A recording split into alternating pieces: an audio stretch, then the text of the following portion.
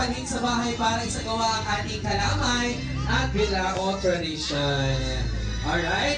At kapag kanina ng matatanda, Sir, isang baso lang ang pagsasaluhan. Sweet. Kapatid, congratulations sa inyong dalawa. Eto na.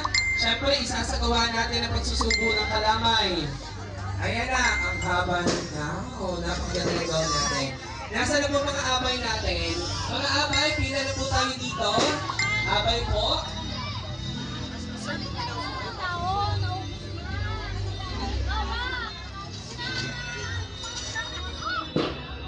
Alright.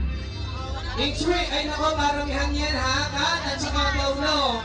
Paramihan yan. Sabi ng matatanda, kung sino daw mas madami, siya daw ang mas maraming madadalang pera. Pero naniniwala din ako sa kasabihan na kapag pera ni Mister, pera ni Mrs. Ang pera ni Mrs. kanya lang. Okay, ready?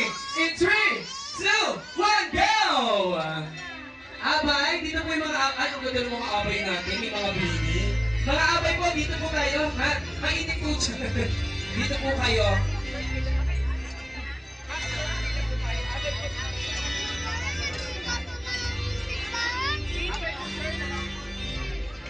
Nasa na po ang ating mga magulang?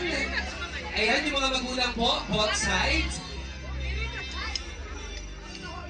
Alright, nasa na po ang ating mga magulang, both sides.